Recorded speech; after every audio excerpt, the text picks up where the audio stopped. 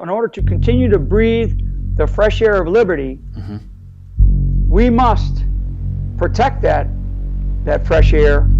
And we do it not because we do it for ourselves. We do it because we see a future that we want our children, our grandchildren, to be able to have.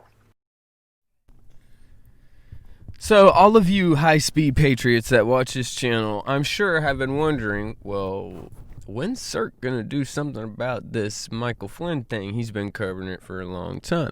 Well, those of you who have been around for a long time know that whenever I spoke of a pardon, I was extremely wary of it because I felt as though Flynn team, Trump team, and all patriots needed to see Flynn exonerated in the court of law to show that the court of law is still a tool that can be used to get to the truth, to get to justice. When Trump pardoned Flynn, I was disheartened. I was not happy about it, but I understood why it happened.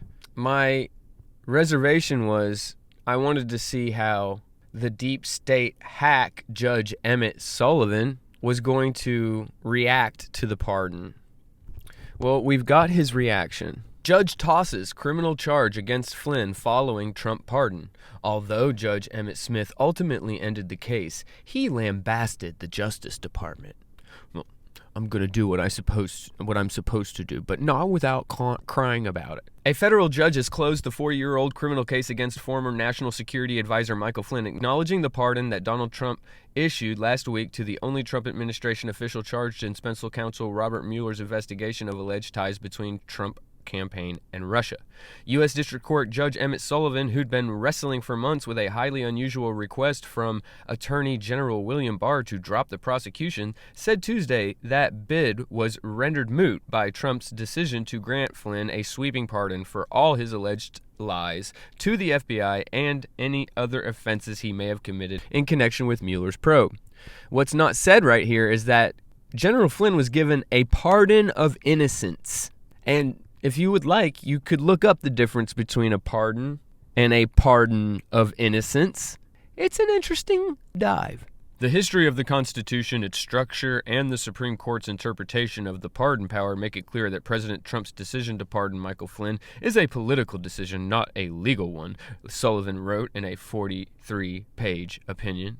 Because the law recognizes the president's political power to pardon, the appropriate course is to dismiss this case as moot. Although Sullivan ultimately ended the case, he lambasted the Justice Department for what he said was a highly questionable, if not indefensible, decision to drop the charges against Flynn. Sullivan also asserted that judges have the power to reject the dismissal of charges in a criminal case when the government's actions are called into question. Sullivan declared that the explanations Barr offered through his deputies for the decision to abandon the case were dubious, to say the least, and would arguably overcome the long-held presumption of regularity that government officials are generally afforded by the courts. Sullivan said that many of the rationales offered by the government appear pretextual, particularly in view of the surrounding circumstances. For example, Mr. Flynn was serving as an advisor to President Trump's transition team during the events that gave rise to the conviction here, and as this case has progressed, President Trump has not hidden the extent of his interest in this case,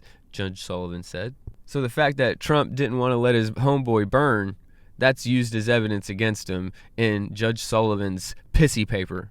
Judge Sullivan also noted that Flynn's attorney, Sidney Powell, had acknowledged conferring with Trump about the status of the case in the weeks preceding the September hearing. What about it? Flynn pleaded guilty in December 2017, and we all know the story of Flynn. Several months later, Flynn fired his legal team and hired Sidney Powell, a firebrand who has since become a key figure in Trump's attempt to subvert the 2020 election results.